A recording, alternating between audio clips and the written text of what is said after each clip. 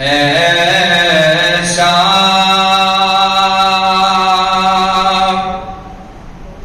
کوئی محبوب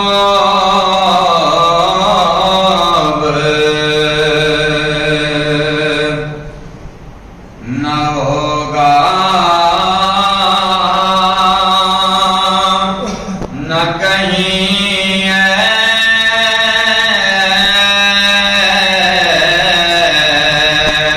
ایسا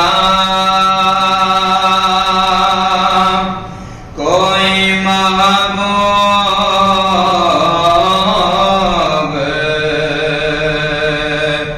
نہ ہوگا، نہ کہیں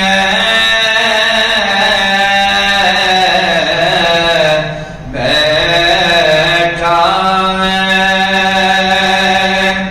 چٹائی پر،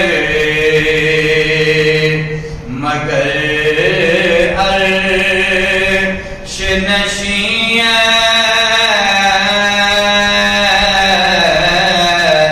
بیٹھا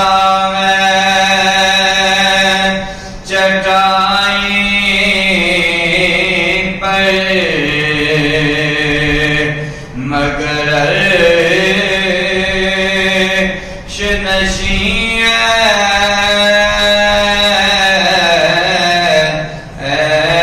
ایسا کوئی محبوب نہ ہوگا، نہ کہیں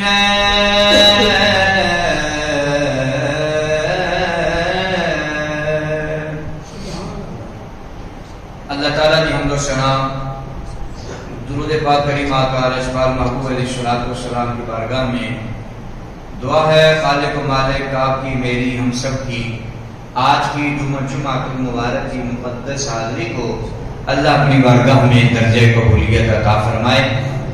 آپ اور میں ہم اللہ کے گھر میں حاضر ہیں اور جمعہ المبارک کی مقدس اور پیاری ساعتیں اللہ نے ہمیں اپنے گھر میں نصیب فرمائی ہیں۔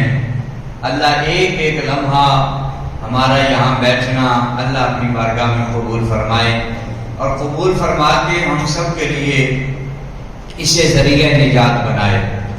آپ کے سامنے قرآن مجید فرقان حمید سے ایک آیہ مقدسہ کا کچھ حصہ تلاوت کیا۔ یا ایھا الذین آمنوا باللہ ورسولہ۔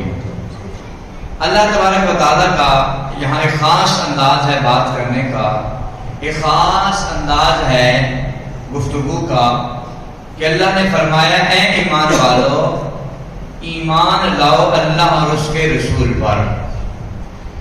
اب قابل توجہ بات یہ ہے کہ جو اللہ فرما رہا ہے کہ یا ایھا الذین آمنوا، اے وہ لوگو جو صاحب ایمان ہو۔ اب یہاں تک جب بات ہوئی یا ایھا الذین آمنوا، اے ایمان والو، جو ایک کلمہ محبوب علیہ السلام کا پڑھنے والا ہے، جو اللہ اور اس کے رسول کو ماننے والا ہے، وہی ایمان والا ہے۔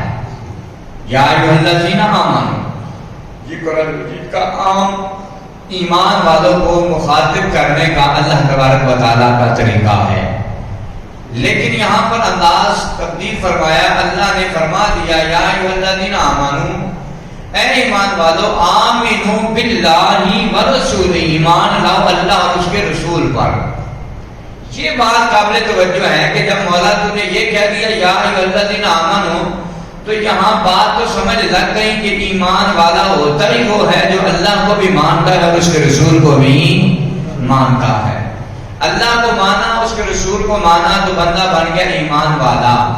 اب وہ کیا چیز ہے جو اللہ فرما رہا ہے آمنو باللہ ورسولہ، کہ ایمان لاؤ اللہ پر اور اس کے رسول پر، کہ ایمان والو ایمان لاؤ اللہ اور اس کے رسول پر۔ اس کے بہت سے طرق ہیں، بہت سی اس کی جہتیں ہیں کہ اس سے کیا کیا مراد ہے۔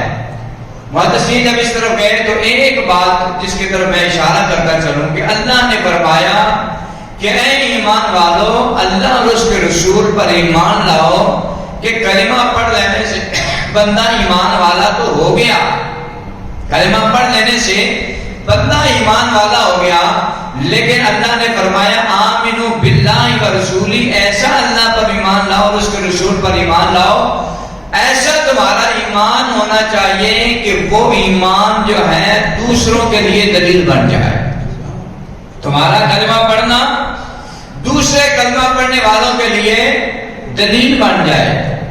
ایک باپ کے اگر 5 بیٹے ہیں نا بھائیو، تو 5 اسی کے بیٹے ہیں، لیکن کچھ ایسے ہوتے ہیں کہ وہ باپ کی اور ماں کی آنکھوں کا تارا ہوتے ہیں، وہ والدین کے لیے راج دلہا ہوتے ہیں۔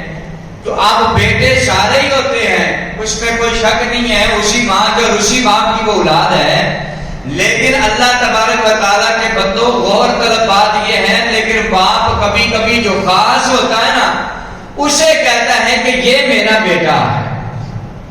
کیوں کہتا ہے؟ کیونکہ اس نے بیٹا ہونے کا حق ادا کیا ہے، کہ ماں باپ کے ہر کام پہ وہ لبیک کہتا ہے، ماں باپ کھانے پینے کو مانگتا ہے تو وہ فوری پیش کرتا ہے، ماں باپ کسی کام کاج میں لگاتا ہے تو وہ فوری لگ جاتا ہے، ماں باپ ہر لمحہ اس پر راضی جب ہوتے ہیں، ہر لمحہ اس پر جب راضی ہوتے ہیں تو بیٹے سارے ہی اس کے ہوتے ہیں، لیکن باپ کہتا ہے یہ میرا بیٹا۔ مطلب اب ماں باپ یہ چاہتے ہیں کہ جو جس طرح سے یہ ہمارا بیٹا ہے سارے بیٹے اسی طرح سے بن جائیں۔ یا الذین آمنوا، اے ایمان والو، کہ سارے ایمان والے، لیکن اللہ فرماتا ہے آمنو باللہ و رسولہ، ایسا اللہ اور اس کے رسول پر ایمان لاؤ جیسے خاص لائے ہیں۔ ابھی کل ہی میرے پاس ایک خاتون دم کے لیے آئیں، تو ایک ان کا بیٹا اس کو موٹر سائیکل پہ بٹھا کے لایا، تو اپنے بڑے بیٹے کے لیے شادی کے مسائل تھے، تو کوئی استخارہ اور اس طرح سے قرآنی اس نے کام کروانا تھا، تو مجھے وہ کہتی ہیں کہ جس کے لیے میں کام کروا رہی ہوں نا، کہتی ہے وہ میرا بیٹا بہت اچھا ہے، اور جو ساتھ آیا ہے اس کے ساتھ شکایت لگا رہی، کہتی یہ بھی میرا بیٹا ہے لیکن اس کے لیے دعا کریں، یہ اچھا نہیں ہے اتنا، یہ بھی میرا بیٹا ہے لیکن جتنا وہ قابل ہے، جتنا وہ سمجھدار ہے، جتنا وہ ماں باپ کا ادب اور احترام کرتا ہے اتنا یہ نہیں کرتا۔ کہتی بیٹا یہ بھی میرا ہی ہے۔ تو اللہ تبارک و تعالیٰ بھی فرماتا ہے ایمان لاؤ، لیکن ایسے ایمان لاؤ جیسے ابو بکر و عمر ایمان لائے۔ تمہارے ایمان کی ایگزامپل جو ہے وہ فاروق اعظم ہوں، وہ عثمان غنی ہوں، وہ مولا علی ہوں، کہ تمہارا ایمان ایسا کامل ہو، ایسا پختہ ہو، ایسے سچے اور سچے ہو کہ رب کی بارگاہ سے بھی سلام آتے، اللہ کی بارگاہ سے بھی سلام محبت آتے۔ تبوک کے موقع پر آپ جانتے ہیں نبی پاک صلی اللہ علیہ وسلم نے اعلان کروایا، اور حضور صلی اللہ علیہ وسلم نے ارشاد فرمایا کہ میرے صحابہ جو جتنا اللہ نے توفیق دی ہے مال لاؤ۔ حضرت عثمان غنی نے بھی مال لانے کی اخیر کر دی، حضرت فاروق اعظم نے گھر کا آدھا مال اٹھایا اور مصطفیٰ کے قدموں میں لا کر نشاور کر دیا، گھر کا سارا مال اکٹھا کیا اور اس کے 2 حصے کر لیے، آدھا اللہ کے اور اس کے رسول کی بارگاہ میں لے آئے ہیں اور آدھا گھر میں رکھ لیا۔ تھوڑی دیر کے بعد جو ہے صحابہ دیکھتے ہیں ابو بکر نہیں نظر آ رہا، سارے صحابہ اپنی اپنی حاضریاں لگوا رہے ہیں، تو جب ادھر ادھر کانوں میں باتیں ہونے لگی نا، اللہ نے فرمایا جبریل میرے محبوب کی بارگاہ میں جا۔ صحابہ سوچ رہے ہیں کہ سارے آ گئے ہیں، ابو بکر نہیں آیا۔ فرمایا محبوب ذرا آپ اپنی نگاہ مقدس کو سامنے گلی کی طرف اٹھائیں نا، تو دیکھا کہ رسول پاک صلی اللہ علیہ وسلم کا غلام ابو بکر سامان خود بھی اٹھایا ہے، غلاموں کو بھی سامان اٹھایا ہوا ہے، مصطفیٰ کی بارگاہ میں حاضر ہو رہے ہیں۔ جب حضور کی بارگاہ میں آ گئے نا تو نبی پاک صلی اللہ علیہ وسلم نے ارشاد فرمایا ابو بکر جیسے تو ڈھیر مال کے لایا ہے، بتا اپنے گھر میں بھی کچھ چھوڑ کے آیا ہے یا نہیں آیا؟ اب حضور کی بارگاہ میں عرض کرتے یا رسول اللہ میں اپنے گھر میں اللہ اور اس کا رسول چھوڑ آیا ہوں، باقی جو کچھ تھا وہ سارا لے کے آپ کی بارگاہ میں آ گیا۔ اور اپنے گھر میں کیا چھوڑا ہے؟ اللہ اور اس کا رسول، باقی سب کچھ لے کے آ گیا۔ حضور نے دیکھا ابو بکر کے شاندار کپڑے جو پہنتے تھے نا آپ، اپنا اعلیٰ لباس، ابو بکر کا وہ اعلیٰ لباس بھی حضور کے دیوانوں اسی گٹھڑی میں بندھا ہوا تھا۔ آپ نے کانٹے لگا کر بٹنوں کی جگہ پر بوریے کا لباس پہن کے رسول پاک کی بارگاہ میں آئے۔ دعوی محبت آپ بھی کرتے ہیں، دعوی محبت میرا بھی ہے، لیکن دیکھیں اللہ نے جن لوگوں کو فرمایا یا ایھا الذین آمنوا آمنوا باللہ ورسولہ، ان کا مقام کیا ہے؟ رسول پاک صلی اللہ علیہ وسلم نے جب ابو بکر کا لباس دیکھا تو آسمان کی طرف دیکھا، اللہ نے فرمایا معبود الاسمان کی طرف دیکھو۔ اس دن جو ابو بکر کا بوریے کا جو لباس تھا، ٹاٹ کا جو لباس پہنا ہوا تھا، رب کائنات نے اپنے نورانی سارے فرشتوں کو بھی ابو بکر والا لباس پہنا دیا۔ یہ مقبول ہو گیا، نورانی فرشتے بھی ابو بکر والا لباس پہن کے جو ہے کھڑے۔ اللہ نے فرمایا، محبوب نے فرمایا کہ اللہ ابو بکر کو اتنا راضی ہو گیا، اتنا راضی ہو گیا کہ ابو بکر کا وہ جو سادہ لباس ہے رب کو اتنا پسند آیا ہے، رب نے اپنے فرشتوں کو بھی پہنا دیا۔ اور پھر اللہ نے پیغام بھیجا، جبریل جاؤ میرے مصطفیٰ سے کہو ذرا ابو بکر سے پوچھیں، ابو بکر سے پوچھیں کیا ابو بکر بھی اپنے رب پہ راضی ہے یا نہیں راضی ہے۔ آئے ایمانداری سے بتاؤ یہ مقام کتنا بڑا مقام کہ خود خدا پوچھ رہا ہے، مصطفیٰ ابو بکر سے پوچھئے کہ ابو بکر رب پہ راضی ہے یا نہیں راضی ہے۔ ابو بکر کی آنکھوں میں آنسو آ گئے، رو پڑے، تڑپے اور کہا یا رسول اللہ رب کا سلام آ گیا ہے، اور میں کون ہوتا ہوں رب سے ناراض ہونے والا؟ اگر میرا رب راضی ہے تو پھر میں تو بدر جہودہ راضی ہوں۔ اور سرکار کی بارگاہ میں کیا عرض کیا؟ یا رسول اللہ میں اپنے گھر میں اللہ اور اس کا رسول چھوڑ کر آیا، باقی سارا کچھ لے کر مصطفیٰ کی بارگاہ میں آ گیا۔ اب اللہ اور اس کا رسول جس کے گھر میں بچ جائے اس کو کمی کیا، اسے اور کسی چیز کی طلب رہتی نہیں۔ فضل رب العلا اور کیا چاہیے، مل گئے مصطفیٰ اور کیا چاہیے، دامن مصطفیٰ جن کے ہاتھوں میں ہے ان کو روزے جزا اور کیا چاہیے۔ مصطفیٰ جسے مل جائے، لیکن یہ مقام، یہ مرتبہ، یہ درجہ حضور کے دیوانوں محنت کے بعد ملتا ہے، مالک کی بارگاہ میں عاجزی کے بعد ملتا ہے، انکساری کے بعد ملتا ہے، مالک پہ تن من دھن قربان کرنے کے بعد ملتا ہے۔ بڑا بڑا کچھ اللہ کے انبیاء نے قربان کیا ہے اپنے مالک پر۔ حضرت ایوب علیہ السلام پر آپ علماء سے سنتے رہتے ہیں، قرآن گواہ ہے، بیمار ہو گئے، 18 سال بیماری نے آ لیا، ایک مرتبہ بھی زبان پہ یہ لفظ نہیں آیا کہ مولا کیا غلطی ہو گئی تھی، کیوں اتنا بیمار کر، 18 سال کی بیماری مسلط کر دی، لیکن جو ہے وہ اللہ کی بارگاہ میں شکر شکر شکر۔ اتنی بیماری آئی کہ علاقے والوں نے علاقے سے نکال دیا، 4 رسوائی تھی، 3 دوجے چھوڑ کے چلی گئی، ایک جو ہے دامن کے ساتھ جسے لگا کے رکھا، اپنے سرکار کی خدمت کرتی رہی۔ علاقے والوں نے بوری میں ڈال کر جنگل میں چھوڑا۔ اور یہ بات اگر طویل سناؤں گا تو پورا جمعہ اسی موضوع پہ ہو جائے گا۔ موضوع ہمارا مگر ہم نے آنا ہے اپنی اصلاح کی طرف، ہم نے اپنے مالک کی بارگاہ میں اپنی عاجزی پیش کرنی ہے، ہم اپنے مالک کی بارگاہ میں اپنے آپ کو کیسے پیش کرنا۔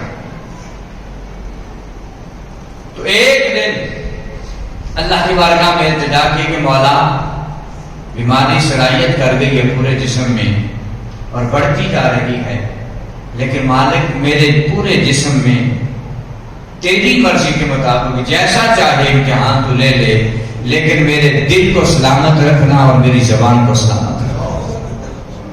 کتنی چیزیں سلامت مانگی؟ 2 چیزیں۔ دل اور زبان. رب کائنات نے فرمایا میرے پیغمبر یہ اصل میں رب تو جانتا ہے نا, اس نے آپ تک مجھ تک یہ پیغام یہ خبر بندوں تک پہنچانی تھی کہ جب جو ہمارے پیارے ہوتے ہیں ان کی خواہشات کیسی ہوتی. فرمایا رب کائنات نے کہ میرے پیغمبر بتا تو صحیح, دل اور زبان یہ دو چیزیں سلامت کیوں مانگ رہے ہو؟ پورے جسم میں بیماری پھیل چکی ہے لیکن دو چیزیں سلامت مانگ رہے ہو. اللہ نے فرمایا ہم سلامت رکھیں گے, تو نے مانگ تو لیا ہے لیکن بتا تو صحیح ان دو چیزوں کو کرنا کیا, ان دو چیزوں کا کیا کرنا ہے. تو اللہ کی بارگاہ میں حضرت ایوب علیہ السلام نے عرض کیا مولا تیری بارگاہ میں صرف دو چیزوں کی سلامتی مانگتا ہوں, پورے جسم میں جو ہے چاہے بیماری پھیل چکی ہے دو سلامت رکھنا, ایک زبان اور دوسرا دل. مولا یہ دو سلامت فقط اس لیے مانگ رہا ہوں کہ اس زبان پر تیرا ذکر رہے اور دل میں ہمیشہ تو رہے. تو جہاں تیرا ذکر ہو وہ زبان سلامت رہے اور جس دل میں تو بستا ہو وہ دل بھی سلامت رہے. جہاں مولا کی درواگاہ ہے وہ درواگاہ ٹھیک رہنی چاہیے, جہاں مولا کی تجلیات پرستی ہیں وہ جگہ ٹھیک ہونی چاہیے. اس لیے تو بندہ مومن حضور صلی اللہ علیہ وسلم کعبۃ اللہ کا طواف فرما رہے تھے نا, تو نبی پاک صلی اللہ علیہ وسلم نے کعبۃ اللہ کو مخاطب کیا. حضور نے کعبے کو مخاطب کر کے حضور نے فرمایا اے کعبہ تیری شانیں عظمتیں رفعت بجا. کعبۃ اللہ کو حضور صلی اللہ علیہ وسلم نے فرمایا کعبہ تیرا مقام اور مرتبہ بہت بڑا ہے, لیکن اللہ تبارک و تعالیٰ نے بندہ مومن کے دل کو دل سے زیادہ درجہ عطا فرما رکھا. کعبۃ اللہ سے بندہ مومن کا دل زیادہ فضیلت والا ہے. فرمایا کیوں؟ تو کعبۃ اللہ رب کا گھر ہے, وہاں رب یہ نہیں کہتا میں وہاں پر رہتا ہوں, لیکن فرمایا بندہ مومن کا دل وہ ہے جہاں پر رب فرماتا ہے میرا ڈیرا ہوتا ہے. اور کعبۃ اللہ کو گرانے کا اتنا گناہ نہیں ہے جتنا بندہ مومن کے دل کو توڑنے کا گناہ. اور کیا یہ سبق آج ہم اس امت مصطفیٰ نے یاد رکھا ہوا ہے کہ ہم اپنے مسلمان بھائی کے دل کی حفاظت کرتے ہیں, اس کے دکھ نہ ہو, اس کو تکلیف نہ ہو, اس کو غم نہ ہو. نہیں, ہمارا تو یہ ہوتا ہے کہ جتنا ہو سکتا ہے ہم لوگوں کو تنگ کرتے ہیں, فرعونیت اپنی دکھاتے ہیں اور اپنا بڑا پن دکھاتے ہیں, لیکن حضور صلی اللہ علیہ وسلم نے فرمایا اس دل کو ٹھیس نہ پہنچایا کرو. حضرت انس فرماتے ہیں میں نے 10 سال حضور کے گھر میں نوکری کی ہے. کتنے سال؟ 10 سال حضور کے گھر میں خادم بن کے رہا. حضور کے مٹی کے برتن ہوا کرتے تھے تو اکثر ٹوٹ جاتے تھے. میں بھی بچا تھا, کام کرتے ہوئے بھی ٹوٹ جاتے تھے, بھاگتے دوڑتے ہوئے کچھ نہ کچھ نقصان ہو جاتا. لیکن فرماتے میں نے 10 سال حضور کے گھر میں خدمت کی, حضور کی نوکری خادم بن کے رہا, لیکن 10 سالوں میں ایک مرتبہ بھی سرکار نے مجھے ڈانٹا نہیں. تو برتن ٹوٹ جانا تو فرماتے میں گھبرا جاتا تھا کہیں ایسا نہ ہو کہ حضور صلی اللہ علیہ وسلم ناراض نہ ہو جائے, حضور کے ازواج ناراض نہ ہو جائیں. تو جب سرکار کو دھیمے انداز میں دبے لہجے میں حضور سے عرض کرنی یا رسول اللہ یہ برتن ٹوٹ گیا, تو آقا علیہ الصلوۃ والسلام کا آگے سے محبت بھرا جواب ہوتا تھا. حضور فرماتے تھے انس بیٹا پریشان کیوں ہوتے ہو, گھبراتے کیوں ہو, اس برتن کی عمر ہی اتنی تھی اب یہ ٹوٹ گیا.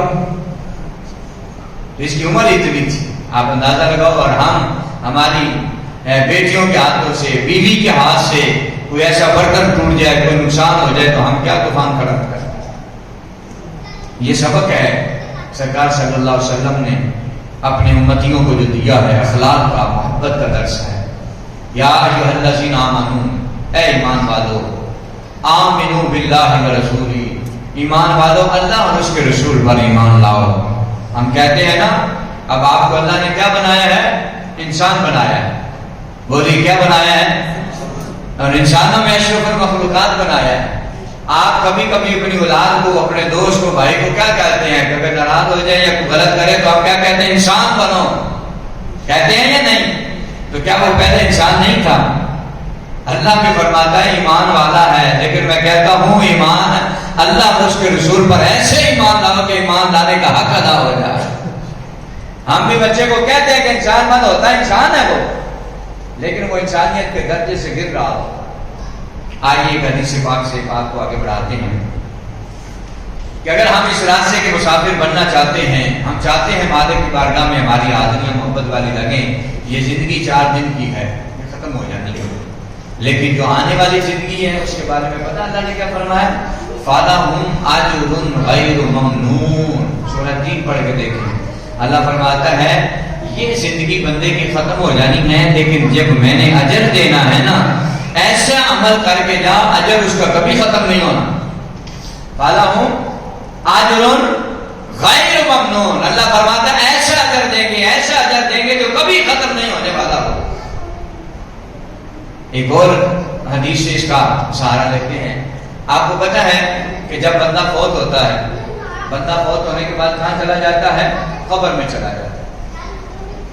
آپ پر میرے کندھوں پر 2 فرشتے ہیں، میں تمام فرشتوں کی بات نہیں کر رہا، فی الحال ابھی جو موضوع کے مطابق یہ اشارہ دے رہا ہوں۔ کندھوں پہ کتنے فرشتے ہیں؟ 2 بیٹھے ہیں، کرامن کاتبین۔ یہ جو 2 فرشتے اللہ نے آپ پر میرے کندھوں پر بٹھائے ہوئے نا، جب بندہ فوت ہو جاتا ہے تو یہ تو نامہ ایمان لکھتے ہیں نا، جب یہ فوت ہو جاتا ہے نا بندہ، یہ فرشتے اللہ سے عرض کرتے ہیں مولا یہ بتا جس بندے کے ساتھ تو نے ڈیوٹی لگائی تھی نا ہماری، وہ بندہ تو فوت ہو گیا، وہ بندہ دنیا سے چلا گیا، اب ہمارے لیے کیا حکم ہے بتا۔ اللہ تبارک و تعالیٰ سے اجازت مانگتے ہیں کہ مولا تو اگر اجازت دے دے تو میں اپنی دنیا میں چلے جائیں، وہ فرشتوں کی دنیا میں چلے جائیں، وہاں کی زندگی میں ہم واپس اپنی ان احباب کے ساتھ، اپنے ان دوستوں کے ساتھ مل کر تیرا ذکر کریں۔ اللہ فرماتا ہے اچھا بندہ فوت ہو گیا، جی مولا۔ اللہ فرماتا ہے پتہ کرو، کیونکہ کھاتا تمہارے پاس ہے سارا، کھولو نا اس کے رجسٹر، کھول کے بتاؤ ذرا یہ بندہ نیکوکار تھا یا گناہگار تھا۔ فرشتے دیکھتے ہیں، اللہ کی بارگاہ میں اس کا معاملہ پیش کرتے ہیں، کہتے ہیں مولا یہ بندہ نیک عمل کرنے والا تھا، اس کا نامہ اعمال اچھا ہے، ہم نے لکھا ہے۔ اللہ فرماتا ہے پھر اگر اس کا نامہ اعمال اچھا ہے تو پھر ایسے کرو نا، اس کے قبر کے سرانے سر والے پاسے جا کر کھڑے ہو جاؤ۔ مولا وہاں پر کیا کرنا ہے؟ اللہ فرماتا ہے ابھی تم نے کہا تھا ہمیں فرشتوں کی دنیا میں جانے دو، وہاں جا کر کیا کرنا تھا؟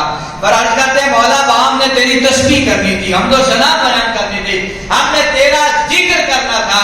اللہ فرماتا ہے میرے فرشتوں وہی جو ذکر تم نے آسمانوں پر جا کر کرنا تھا، فرمایا وہاں جانے کی ضرورت نہیں ہے۔ اللہ فرماتا ہے ان کے سرانے، مرنے والے کے سرانے والے طرف کھڑے ہو جاؤ اور سر والے طرف کھڑے ہو کر وہی میری حمد و ثنا بیان کرتے رہو قیامت تک۔ اللہ فرماتا ہے تو حمد و ثنا بیان کرتے رہو گے، میں قیامت تک اسے ثواب عطا فرماتا رہوں گا۔ اچھا یہ اس کا ایک رخ ہے نا کہ بندہ مومن فوت ہوا تو اس کی قبر اچھی ہو گئی، فرشتے وہیں کھڑے ہو کر اس کے لیے دعائیں مغفرت کر رہے ہیں۔ اگر یہی بندہ گناہگار فوت ہوا، کافر فوت ہوا تو کفر والے پر تو پھر لعنت ہے، تو اللہ فرماتا ہے میں بھی لعنت کرتا ہوں، میرے فرشتے بھی لعنت کرتے ہیں، اور مومنوں کی بھی لعنت ہوتی ہے۔ پھر اس کا الٹ ہو جاتا ہے، پھر وہ اس کا قبر بھی جہنم کا گڑھ بن جاتی ہے، پھر رب کے فرشتے بھی لعنت کرتے ہیں۔ ہمیں اپنا شمار ایسے لوگوں میں کرنا ہے، ایسے لوگوں میں کرنا ہے جو رب اور رب کے رسول کے پسندیدہ لوگ۔ یا ایھا الذین آمنوا آمنوا باللہ ورسولہ، ایسے ایمان لاؤ جو تم ایمان کا ماڈل بن جاؤ۔ ایک حدیث پاک آپ کے سامنے رکھتا ہوں، حضرت حارثہ رضی اللہ تعالیٰ عنہ، یہ آپ کے میرے کریم آقا صلی اللہ علیہ وسلم کے صحابی ہیں، اور حضرت حارثہ رضی اللہ تعالیٰ عنہ یہ انصاری صحابی ہیں۔ حضرت حارثہ بن مالک انصاری، بعض حدیثوں میں ان کا نام حارثہ آیا ہے، بعض حدیثوں میں ان کا نام حارث آیا ہے، تو دونوں ہی روایتوں میں نام حارث اور حارثہ لکھنے میں حارثہ جو ہے بعض اوقات ساتھ اوپر جو ہے نا زبر لکھتے پر رکھ دیں گے تو وہ حارثہ ہی پڑھا جائے گا، لیکن باہر حارثہ ایک کے ساتھ لکھا ہوتا ہے، تو بہت سی کتابوں میں نام حارث آیا ہے اور بہت سی کتابوں میں نام حارثہ آیا ہے۔ حضرت حارثہ بن مالک رضی اللہ تعالیٰ عنہ یہ میرے کریم آقا صلی اللہ علیہ وسلم کے صحابی ہیں، اور اس حدیث پاک کو جو ہے بہت سی حدیث کی کتابوں میں یہ حدیث پاک آئی اور بہت سی طرق سے جو ہے محدثین نے اس کو نقل کیا ہے۔ حضرت حارثہ رضی اللہ تعالیٰ عنہ کریم آقا صلی اللہ علیہ وسلم ایک جہاد سے نہ واپس لوٹے، حضور ایک جہاد سے واپس لوٹے جب تو سرکار صلی اللہ علیہ وسلم نے فرمایا صحابہ ہم مدینہ تک نہیں پہنچ پائیں گے، رات ہو گئی ہے۔ حضور نے فرمایا یہیں پر پڑاؤ کرو، اپنے اپنے خیمے لگا لو، یہیں رات کو عبادت بھی کرو، سو بھی جس نے سونا ہے سوئے، جو عبادت کرنا چاہتا ہے عبادت کرے۔ صبح کا سویرا ہوگا، فجر پڑھیں گے اور ناشتہ کر کے نکل جائیں گے۔ میرے اور آپ کے کریم آقا صلی اللہ علیہ وسلم کے صحابہ نے خیمے لگا دیے، اپنی اپنی کیفیات میں صحابہ کرام نے رات گزاری۔ رات گزارنے کے بعد جب صبح کا سویرا ہوا تو حضور صلی اللہ علیہ وسلم نے فرمایا میرے صحابہ اپنے اپنے خیموں کو لپیٹو، تیاری کرو، مدینہ شریف کی طرف لوٹے واپس۔ کریم آقا جذبات محبوب علیہ السلام کا حکم ملا، سارے صحابہ اپنے اپنے خیمے لپیٹ رہے ہیں، حضور کی بارگاہ سے حضور کے سامنے سے حضرت حارثہ گزرتے ہیں۔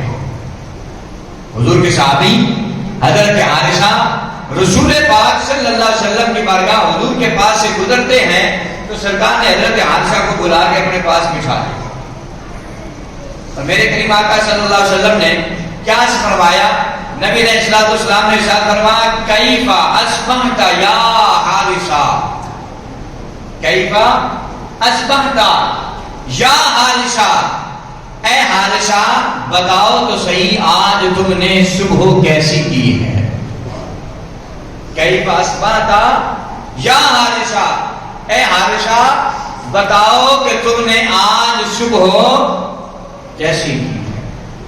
اب حضور کا یہ سوال اور اس میں علم کے سمندر اور سرکار صلی اللہ علیہ وسلم کو اپنے امتی اور اپنے غلام کے اندر کی کیفیات کو حضور اجاگر کرنا چاہتے تھے۔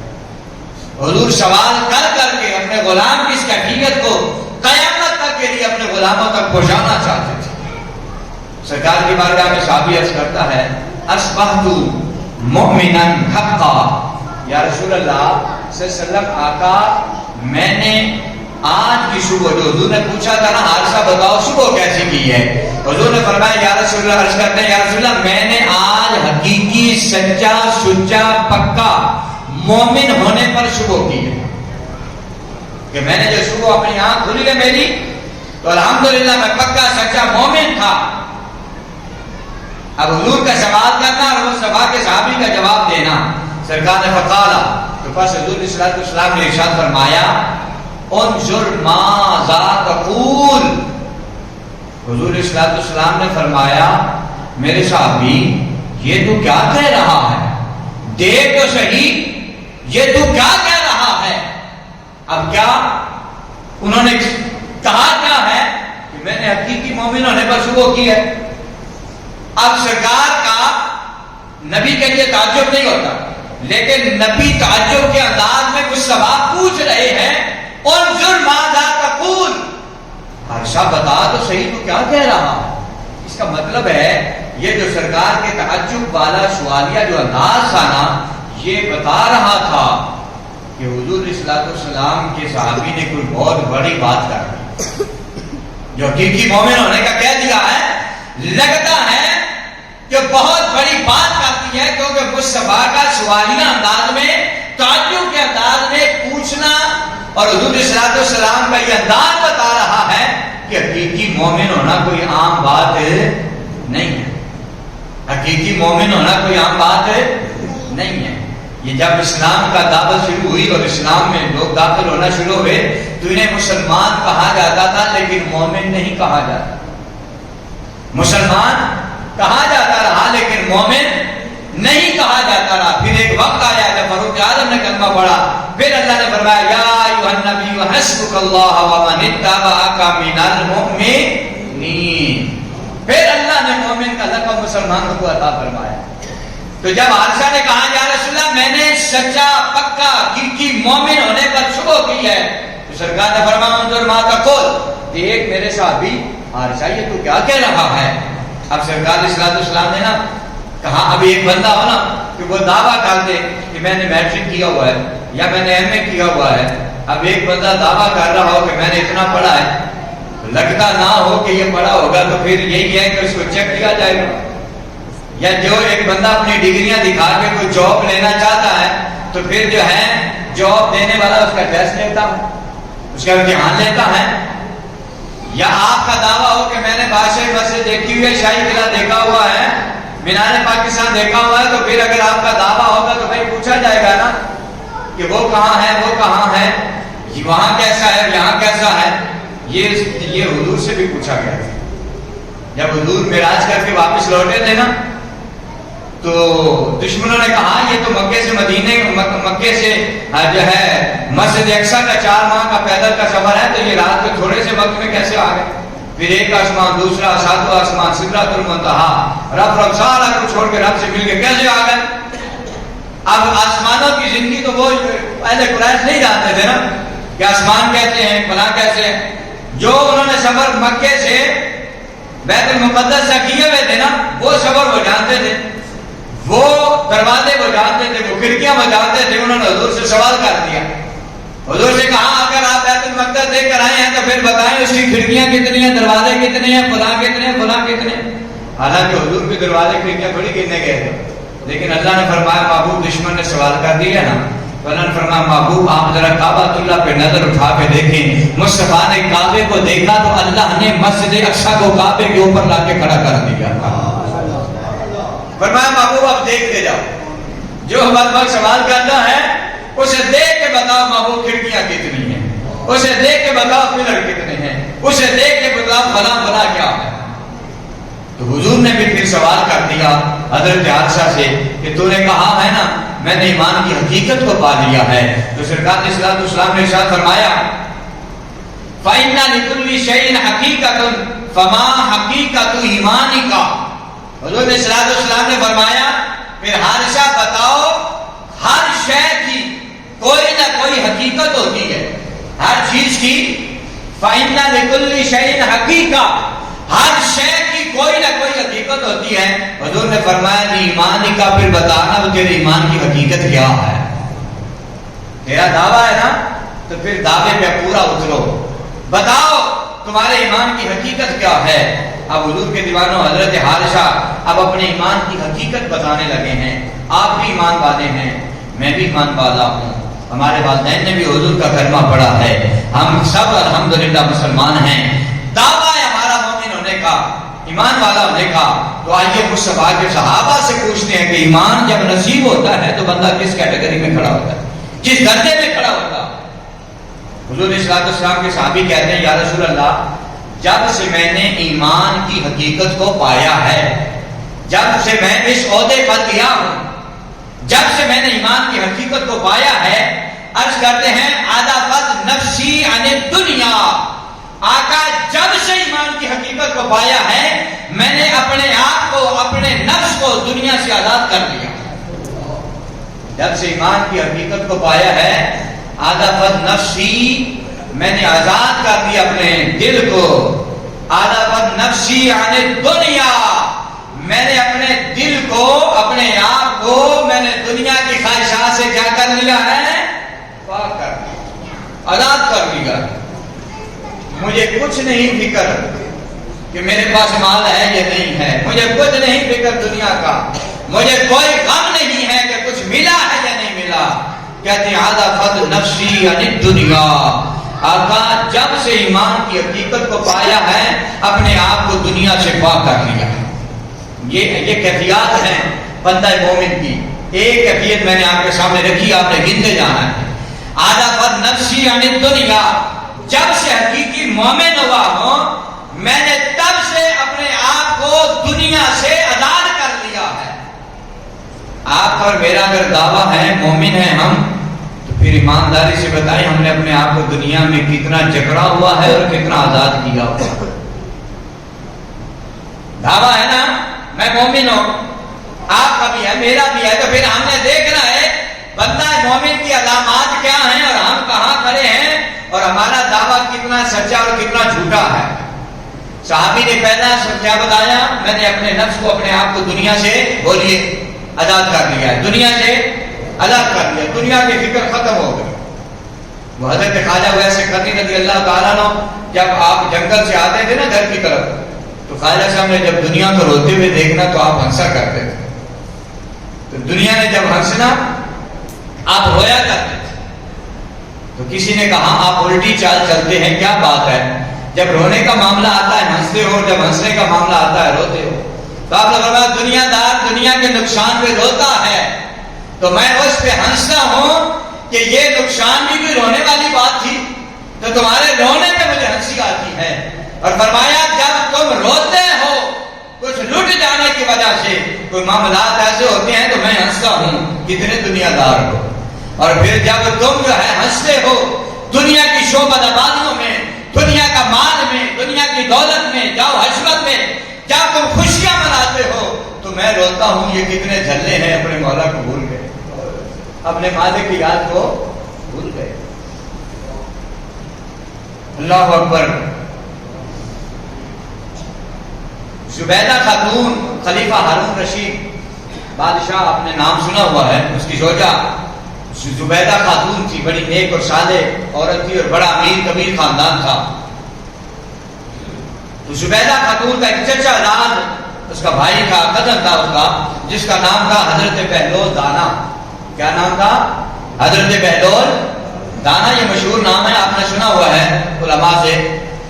تو یہ چونکہ بادشاہوں کا خاندان تھا، پڑھے لکھے لوگ تھے، باشعور لوگ تھے اور پیسے مال و دولت والے تھے، لیکن بہلول دانا کو جب مالک سے لگاؤ لگانا، آدھا فت نفسی عن الدنیا، پر اپنے آپ کو دنیا سے اچھال کر لیا، پیسہ چھوڑ دیا، دولت چھوڑ دی، بادشاہ مال و دولت سب چھوڑ کر مالک کی بارگاہ میں لگ گئے، اللہ اللہ کرنے لگ گئے، دنیا کی فکر چھوڑ دی، درویش بن گئے۔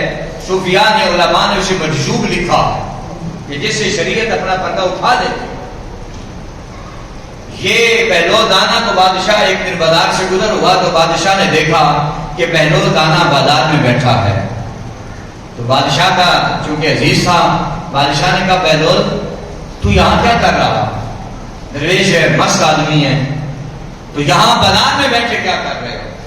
تو بہلول دانا نے اس کو جواب دیا، وہ کہنے لگا کہ میں یہاں بیٹھا، یہ جو بازار والے ہیں نا ان کی طرف اشارہ کیا، جو دکانیں کھول کے کاروبار کر رہے تھے، ان کی طرف اشارہ کر کے کہتا ہے کہ میں ان لوگوں کی رب سے صلح کروا رہا ہوں، یہ اپنے مالک کو بھولے ہوئے ہیں، ان لوگوں کی رب سے، بولیے رب سے صلح کروا رہا ہوں۔ تو بادشاہ مسکرایا، مسکرا کے کہتا ہے پھر بتا تو صحیح صلح کا معاملہ کہاں تک پہنچا ہے؟ تو بہلول دانا کو نے جواب دیا، کہا بادشاہ سلامت صلح کا معاملہ یہاں تک پہنچا ہے، اشارہ کر کے کہتا ہے کہ وہ مانتا ہے یہ نہیں مانتے، رب مانتا ہے کہ یہ بندے سیدھے ہو جائیں جنہیں جنتی کر دوں گا، یہ بندے ٹھیک ہو جائیں جن کا ٹھکانہ جنت ہو جائے گا۔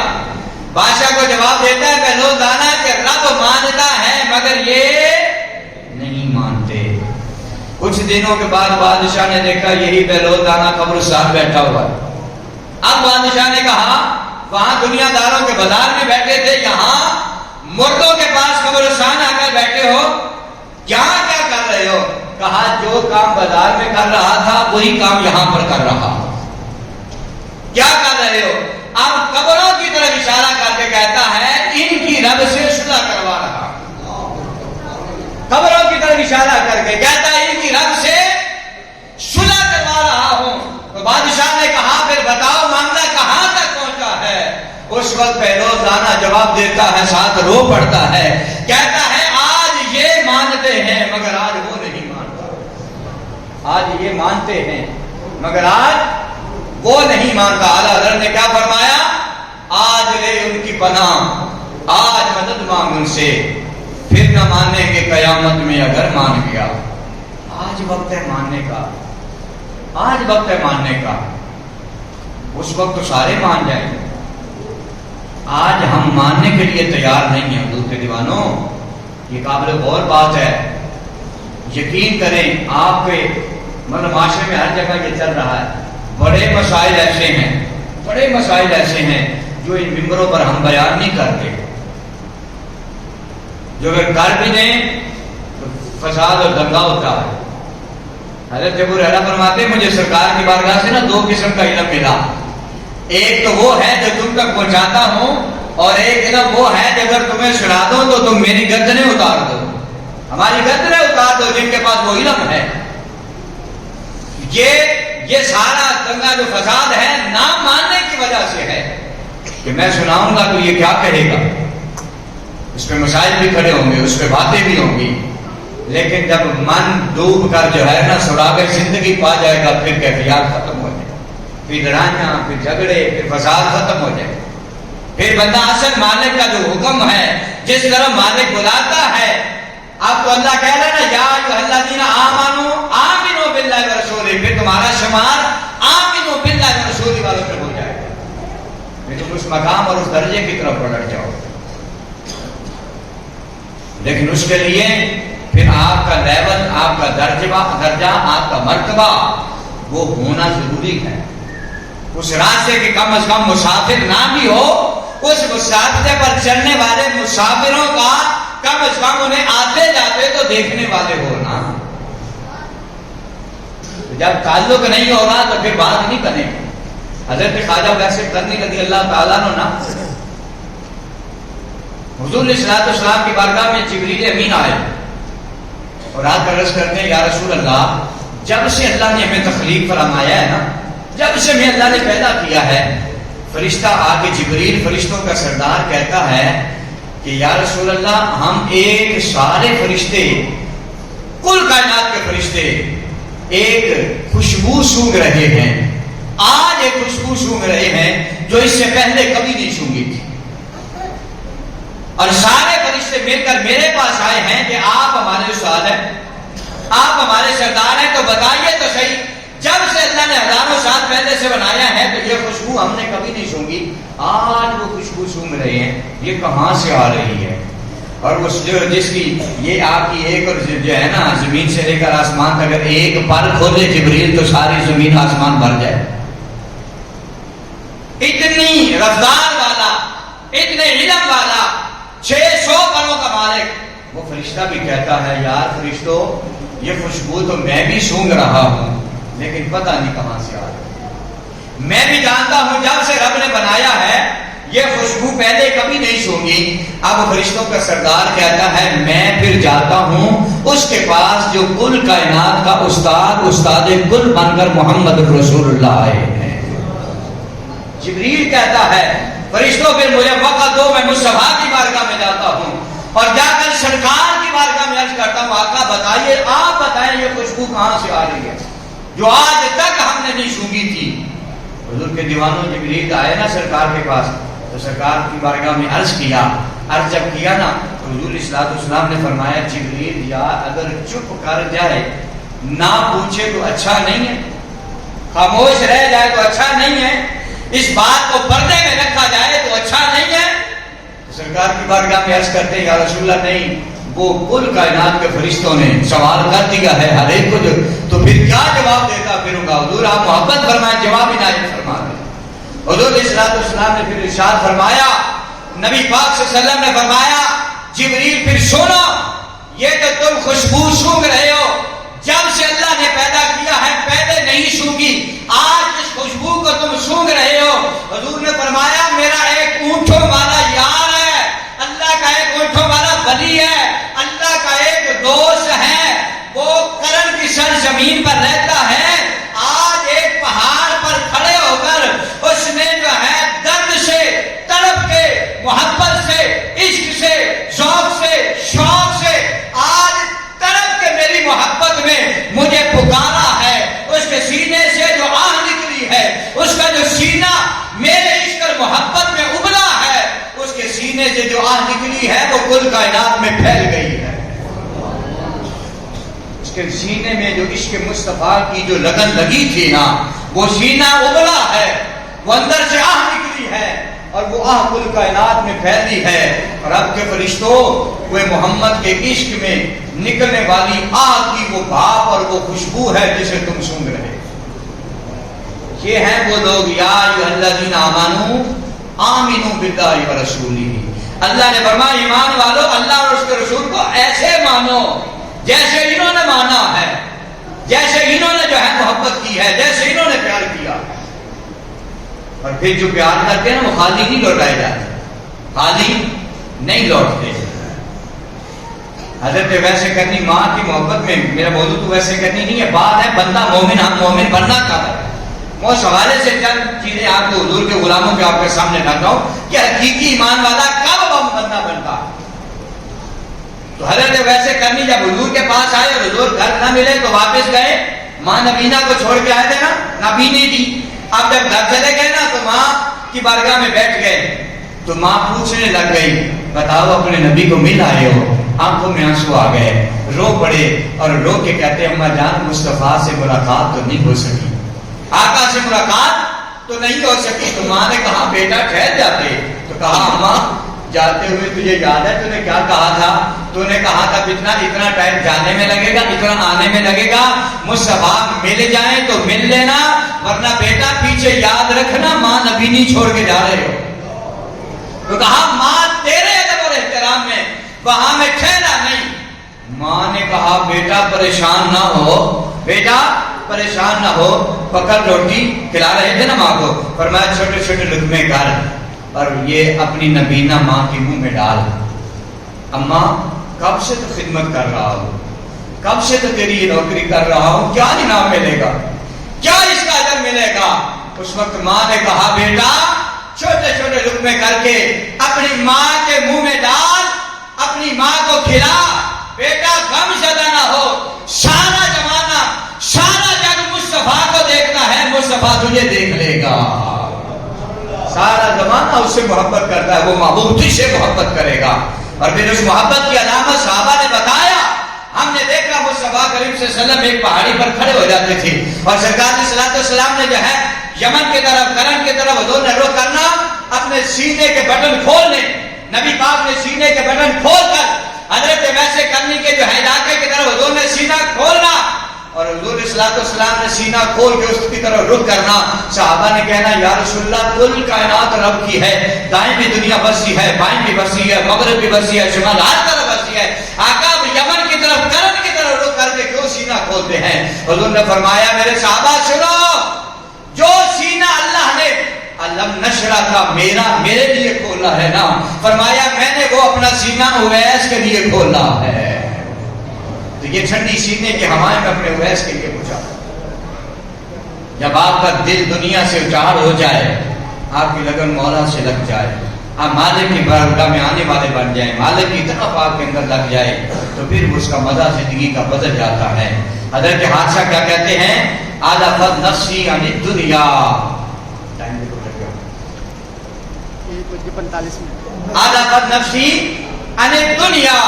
حضرت حادثہ کہتے ہیں جب سے ایمان کی حقیقت کو پایا ہے, اپنے نفس کو دنیا سے آزاد کر دیا. اب اس کے اندر دنیا نکل چکی ہے, دنیا سے آزاد کر دیا ہے. حضور نے فرمایا یہ تو ایک علامت ہو گئی, اور بتاؤ آگے اور کیا کیفیات ہے؟ تو سرکار کی بارگاہ میں عرض کرتے ہیں وَأَسْهَرْتُ لِذَلِكَ لَيْلِي وَأَلْمَانْ نَهَارِي. کہتے ہیں یا رسول اللہ جب سے بندہ مومن حقیقی مومن ہوا ہوں, کہتے ہیں تب سے لے کر اب تک تو یہ کیفیت ہے میری کہ ساری رات میں جاگتا ہوں اور سارا دن پیاسا رہتا ہوں. ساری رات جاگتا ہوں, سارا دن پیاسا رہتا. بات تو یہ بنتی تھی نا کہ کہتے یا رسول اللہ سارا دن کھاتا ہوں تو سارا دن, سارا رات پیتا ہوں تو سارا دن پیاسا رہتا ہوں. نہیں, فرمایا ساری رات جاگتا ہوں اور سارا دن پیاسا رہتا ہوں. محدثین نے جب اس پہ غور کیا تو بھائی اس سے مطلب کیا تھا کہ ساری رات جاگتا ہوں, سارا دن پیاسا رہتا ہوں. محدثین نے فرمایا اس رات کو جاگنے سے مراد رات کو مالک کے بارگاہ میں سجدے کرنے ہیں. اس رات کو جاگنے سے مراد مالک کے بارگاہ میں توبہ اور استغفار کرنا ہے. اس جاگنے سے مراد اللہ کی بارگاہ میں اور اللہ کے قرب میں رہنا ہے. اور جب بندہ اللہ کے قرب میں رہتا ہے, جو وہاں سے شراب طہور کے جلوے ملتے ہیں وہ کائنات میں کسی اور جگہ سے نہیں ملتے. 3 مہینے خلقت رجی بے یوسف کنعانی کہ جنہوں نے یوسف علیہ السلام کو حسن دیکھا 3 مہینے تو ان کی بھوک ختم ہو گئی تھی, اور جنہوں نے دن رات مولا کا دیدار اور قرب میں گزاری ہو انہیں پیاس کیسے لگ سکتی ہے؟ حضرت حادثہ کہتے ہیں یا رسول اللہ ساری رات جو ہے میں جاگتا میں، قرآن پڑھنے کی صورت میں، مصلی کی لو کی صورت میں، دن رات ساری رات وہ صفا پہ درود و سلام پڑھنے کی صورت میں ساری رات عبادت کرتا ہوں۔ عائشہ بتا تو صحیح، پھر کیا کہتا ہے؟ سارا دن پیاسا کیوں رہتا ہے؟ کیا دن کو پانی نہیں ملتا؟ کیا دن کو کھانا نہیں ملتا؟ فرماتے ہیں نا جو رات کو رب اپنی قدرت کے جلوے سے جو شراب طہور پلاتا تھا، جو اللہ نماز کے لطف میں اپنے جلوے دکھاتا تھا، جو اللہ اپنی قرابت عطا فرماتا تھا، وہ جو رات شراب طہور کئی طرح سے رب پلاتا تھا، جیسے ہی دن کا چاند ہوتا ہے، روشنی ہوتی ہے، وہ سارے جلوے بند ہو جاتے ہیں۔ پھر اس شراب طہور کے لیے دن کو پیاسا رہتا، اس شراب کے لیے، اس پانی کے لیے ترستا ہوں، سارا دن پیاس میں گزرتا ہے کہ پھر رات آئے، انتظار کرتا ہوں کہ پھر مولا کی بارگاہ میں جلووں میں چلا جاؤں۔ تو یہ کب ملتا ہے؟ جب بندہ ایمان کی حقیقت کو پانے والا ہو جاتا ہے۔ اور یہاں اس بحث کو ذہن میں رکھنا ہے۔ آج لوگ کہتے ہیں ولی کر نہیں پوچھ سکتا، یہ نہیں ہو سکتا، وہ نہیں ہو سکتا، دیوار کے پیچھے کا علم ہے، فلاں ہے، فلاں ہے، فلاں نہیں ہے۔ یہ حدیث میں نے مکمل کرنی کو ایک آدھا منٹ اوپر ہو جائے تمہارا توجہ فرمائیے اور ایک دفعہ کہیں سبحان اللہ۔ سرکار کی بارگاہ میں صحابی آگے حضور نے فرمایا اور بتاؤ کیا کیفیت ہے؟ تو کہتے ہیں وَكَأَنِّي أَنظُرُ إِلَىٰ عَرْشِ رَبِّي بَالِغًا، کہتے ہیں آقا جب سے سچا مومن ہوا ہوں، جب سے ایمان کی حقیقت کو پایا ہے، تب سے کیفیت یہ رہنے لگ گئی ہے۔ فرماتے ہیں کھڑا اسی زمین پر ہوتا ہوں، اسی زمین پہ سب کے ساتھ زندگی گزار رہا ہوں، چل بھی رہا ہوں، پھر بھی رہا ہوں، کھا پی بھی رہا ہوں۔ آقا کھڑا اسی زمین پہ ہوتا ہوں، جب نگاہ آسمان کی طرف اٹھاتا ہوں، اللہ کے ساتھ آسمان کو میری نظر چیر کر رب کے عرش تک پہنچ جاتی ہے۔ وَكَأَنِّي أَنظُرُ إِلَىٰ عَرْشِ رَبِّي بَالِغًا، میں اپنے رب کے عرش کو اپنی آنکھوں کے سامنے دیکھ رہا ہوں۔ یہ نبی کی بات نہیں ہو رہی، نبی کے غلام کی بات ہو رہی ہے۔ لوگ کہتے ہیں دیوار کے پیچھے کا، یہاں تو ساتوں آسمان سے بھی نظر اوپر چلی جاتی ہے، لیکن بندہ ہے مومن صحیح، مومن بنے صحیح۔ کیا کہا؟ وَكَأَنِّي أَنظُرُ إِلَىٰ عَرْشِ رَبِّي بَالِغًا، کہتے ہیں یا رسول اللہ میں اپنی آنکھوں سے جب سے صحیح مومن بنا ہوں، اپنی آنکھوں سے رب کے عرش کو بھی دیکھ رہا ہوتا ہوں۔ حضور نے فرمایا اور بتاؤ، پھر سرکار کی بارگاہ میں عرض کرتے ہیں وَكَأَنِّي أَنظُرُ إِلَىٰ أَهْلِ الْجَنَّةِ، کہتے ہیں یا رسول اللہ جب سے مومن ہوا ہوں، اپنی آنکھوں سے جنت کے نظارے کر رہا ہوتا ہوں، کھڑا اسی زمین پہ ہوتا ہوں، اور جو ہے اللہ کی بارگاہ میں مقام یہ مل گیا ہے، بندہ مومن کو، ولی کو مقام یہ مل گیا ہے، مصطفیٰ کے صحابی کو درجہ یہ مل گیا ہے۔ کہتے ہیں وَكَأَنِّي أَنظُرُ إِلَىٰ أَهْلِ الْجَنَّةِ يَتَزَاوَرُونَ فِيهَا، آقا نے پوچھا جنت کو دیکھ لیتے ہو؟ کہا پھر بتاؤ تو صحیح جنتی کیا کر رہے ہیں؟ کہتے ہیں یا رسول اللہ جنتی ایک دوسرے سے گلے مل رہے ہیں، اپنے ایک دوسرے یاروں سے ملاقات بھی کرتے ہیں، گلے بھی ملتے ہیں، اور جنت پہ آنے کی مبارکباد بھی پیش کر رہے ہیں۔ یہ ہے اللہ کا وہ بندہ، تم بھی مومن تھے، میں بھی مومن تھے، مومن یہ ہے۔ فرمایا جو صحیح مومن بن جاتا ہے وہ کھڑا یہیں پر ہوتا ہے، رب کے عرش کو دیکھ لیتا ہے، جنت کو دیکھ لیتا ہے۔ پھر آگے جو ہے آخری بات سنیے وَكَأَنِّي أَنظُرُ إِلَىٰ أَهْلِ النَّارِ، کہتا ہے یا رسول اللہ اسی زمین پہ کھڑا ہوتا ہوں تو جب ایسے زمین کی طرف نظر ڈالتا ہوں نا تو یہ زمین کیا ساتوں زمینوں سے بھی میری نظر طے کر کے جو ہے کراس کر جاتی ہے، ساتوں زمینوں کو بھی میری نظر کراس کر جاتی ہے۔ آقا نے فرمایا کہاں تک جاتی ہے؟ تو کہتے ہیں اہل النار یتداعون فیہا، آقا میں جہنم کو بھی دیکھ لیتا ہوں۔ مجھ سے نے فرمایا بتاؤ جہنم والے کیا کر رہے ہیں؟ غلام کہتا ہے آقا وہ ایک دوسرے پہ الزام دھر رہے ہیں، وہ اس کو کہتا ہے تیری وجہ سے میں جہنم میں آیا، وہ اس کو کہتا ہے تیری وجہ سے میں جہنم میں آیا۔ آقا میں نے اس زمین پر کھڑے ہو کر جہنم کو بھی دیکھا ہے اور جہنم میں لڑنے والوں کو بھی دیکھ رہا ہوں۔ یہ کس کی علامت ہے؟ مصطفیٰ کا، جس نے صحیح معنوں میں کلمہ پڑھ لیا اور وہ ایمان والا حقیقی مومن بن گیا۔ اللہ اس کی آنکھوں سے اتنے پردے اٹھاتا ہے۔ اور آخری لفظ کیا ہے؟ حضور نے پتہ کیا ارشاد فرمایا؟ سرکار نے فرمایا یا حارث عرفتا، یا حارث عرفتا، حضور نے فرمایا حارث تو واقعہ ہی پہچان گیا ہے، تو واقعی ایمان کی حقیقت کو پا گیا ہے۔ ہاں ہاں یہی ایمان کی حقیقت ہے. اور سرکار نے 3 مرتبہ ارشاد فرمایا فلزم ثلاثا. حضور نے 3 مرتبہ فرمایا تو واقعی مومن بن گیا ہے. اس زمین پہ کھڑے ہو کے جہنم کو بھی دیکھ لیتا ہے, اسی زمین پہ کھڑے ہو کے جنت کو بھی دیکھ لیتا ہے, اسی زمین پہ کھڑے ہو کے رب کے عرش کو بھی دیکھ لیتا ہے. فرمایا یہی مومن ہونے کی ہاں ہاں ہاں یہی مومن کی علامت ہے. تو نے صحیح امتحان دیا ہے. اولئک الذین امتحن اللہ قلوبہم للتقوی. اللہ فرماتا ہم ایمان والوں کے دلوں کو چنتے ہیں, ان سے امتحان لیتے ہیں. حضور نے فرمایا حارثہ تیرا امتحان ہو گیا, تو کامیاب ہو گیا. فرمایا فلزم ثلاثا. بس 3 مرتبہ میرے آقا نے فرمایا اس کیفیت کو تھامے رکھنا تھامے رکھنا تھامے رکھنا. ہم اللہ کی بارگاہ میں یہ دعا کرتے ہیں اللہ ہمیں بھی بندہ مومن بنائے, حضور کے صحابہ والی کیفیات ہم سب کو عطا فرمائے اور مومن بن کر زندگی بسر کرنے کی توفیق دے. وآخر دعوانا الحمدللہ رب العالمین.